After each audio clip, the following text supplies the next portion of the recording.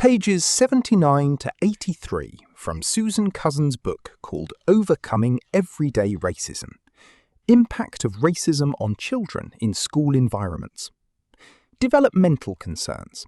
Experiencing racism directly affects childhood development, placing unique demands on BAME children compared to their peers. As they grow and interact more with their social environment, they often face the painful realization that they are not as safe as they once believed. Preparation and ethnic pride. It is crucial to prepare children for racist interactions so they learn to attribute the discrimination to the bully rather than internalizing it as a personal flaw. Instilling ethnic pride helps insulate them, teaching them to accept their identity while rejecting the racism projected onto them. Fostering resilience. Despite these challenges, many BAME children find creative ways to adapt, and navigating these realities can sometimes contribute to positive self-worth. A strong sense of self and access to good support are vital for children to emerge from these encounters relatively unharmed. The reality of the school environment.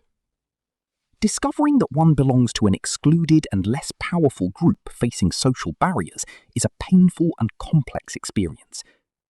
Because racism is present at all levels of society, a child's skin colour acts as a marker of oppression, regardless of whether they attend an inner-city or suburban school.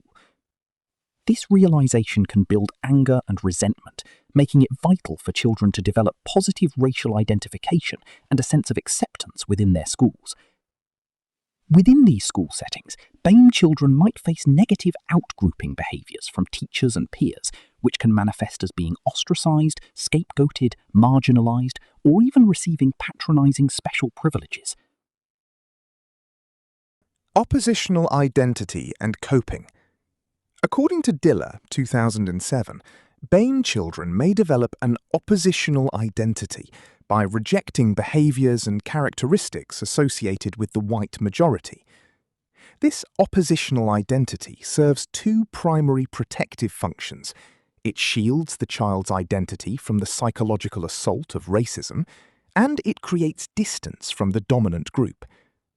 Additionally, forming strong attachments to a peer group acts as a positive coping strategy, helping children ground themselves and build determination through shared distress.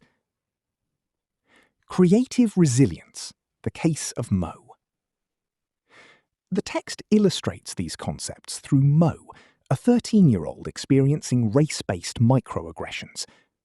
To protect his identity, Mo channels his focus into his artistic talent, creating Bollywood posters and cartoon characters. Positive feedback from his teachers helps conserve an identity that is otherwise receiving messages that he does not belong. By focusing on these creative and adaptive strategies, Mo develops an internal strength that acts as a buffer against the injustices he faces, increasing his resilience without letting the comments crush him.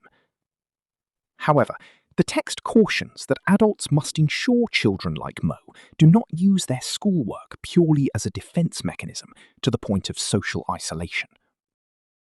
The complex challenge for parents. Families face the incredibly difficult balancing act of educating their children about the harsh realities of racism while simultaneously encouraging them to strive to be all that they can be. Parents must provide enough realistic information to prepare their children for the world without causing them to become bitter. Ultimately, children require a strong emotional base to navigate race-based experiences and build a positive identity despite the hurdles of racism. Building resiliency in children. To survive race-based encounters, children must learn to reality test so they can accurately identify what is and isn't related to racism. The text outlines several key ways children can build resilience despite facing discrimination. Developing coping mechanisms. Children need to develop specific problem-solving and coping skills and draw confidence from a history of successfully navigating race-related situations. Fostering identity and pride. It is essential to foster a sense of self-worth, pride, and a positive racial identity, which includes developing a sense of self that embraces their skin colour. Community and support. Children should know where to go for help and stay connected with their family backgrounds, community resources, and traditional networks to avoid cultural isolation. Empowerment and role models. Finding alternative role models and helping children perceive themselves as capable of controlling their environment are crucial steps in building their internal strength. The responsibility of the environment.